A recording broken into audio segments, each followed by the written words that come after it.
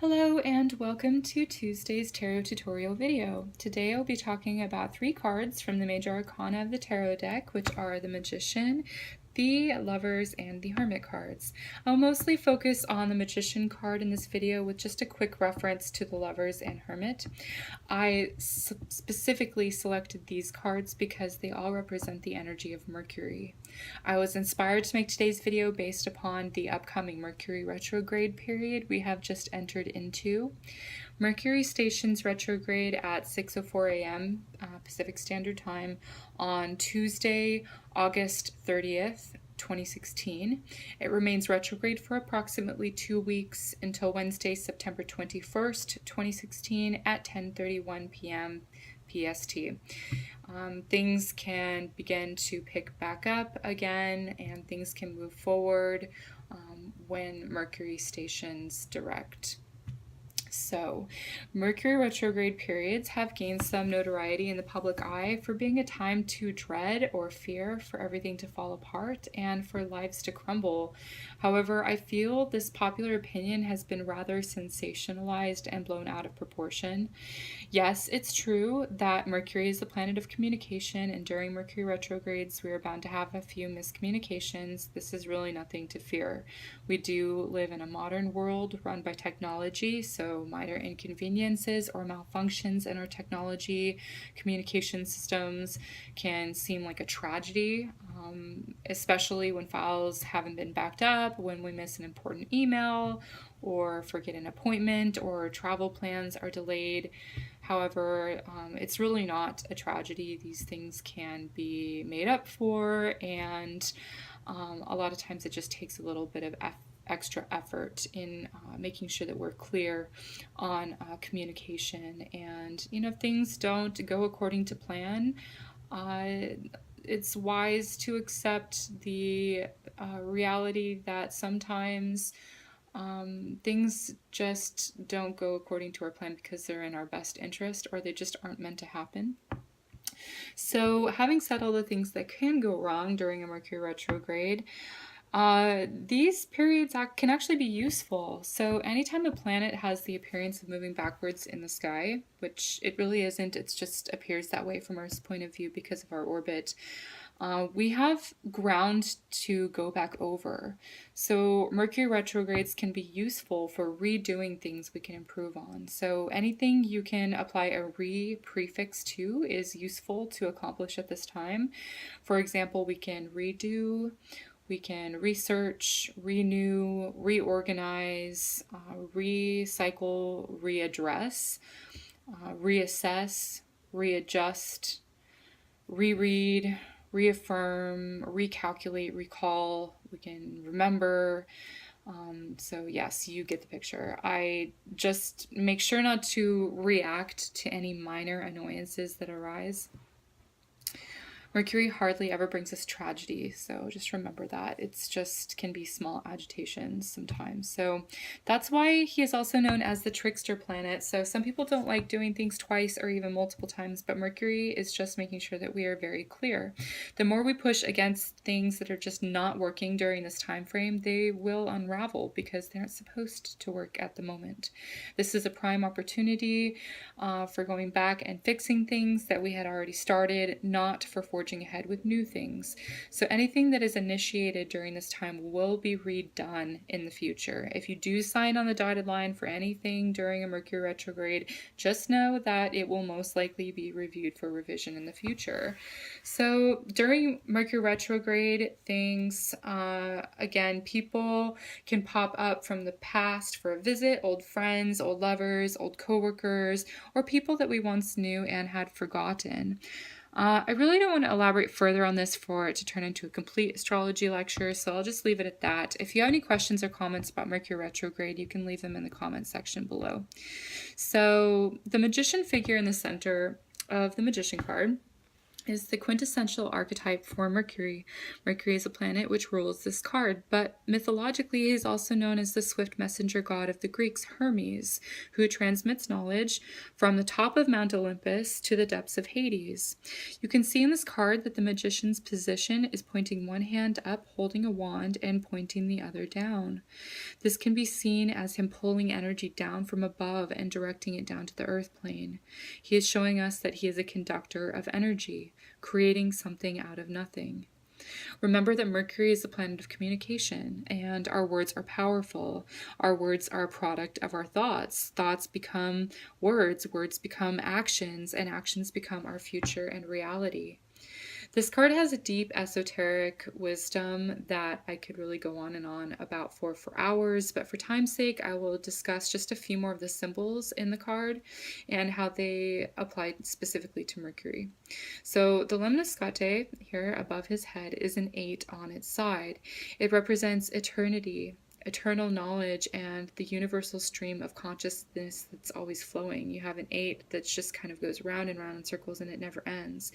So this represents the as above, so below, so within, so without, as the universe, so the soul.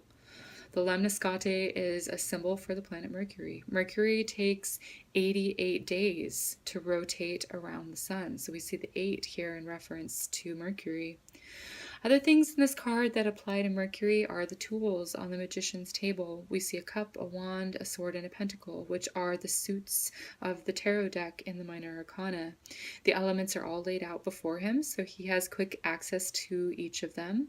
And remember that Mercury is a swift energy, so he has the ability to move back and forth quickly. He can also vacillate, but really to relay things and move back and forth between the different elements very swiftly.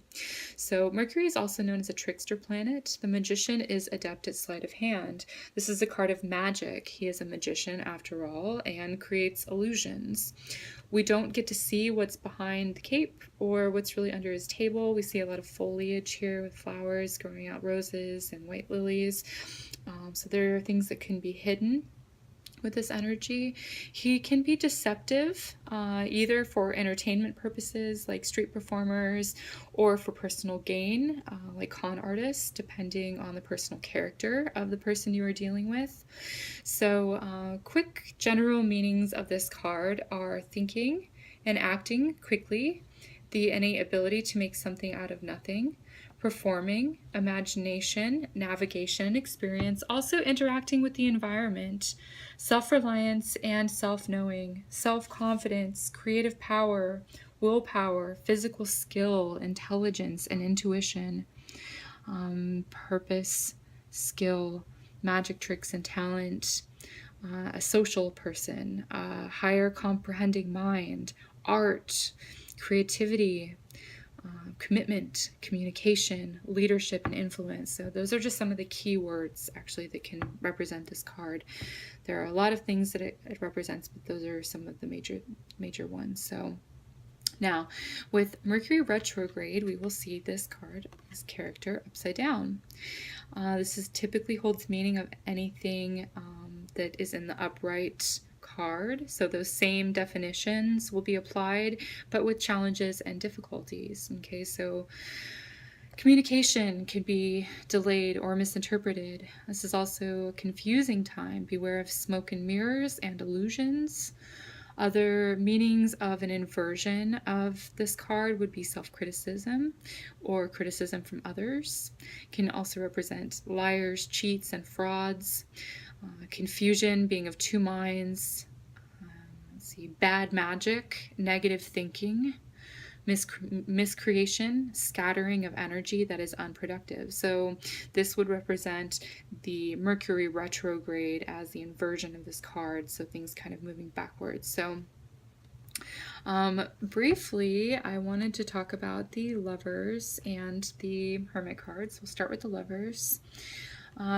This card is associated with the sign Gemini. It's ruled by the planet Mercury, and it's the cosmic twins that represents duality, which is what Gemini stands for. So here we see two figures, and it takes two people to communicate ideas back and forth. And again, Mercury is planet of communication.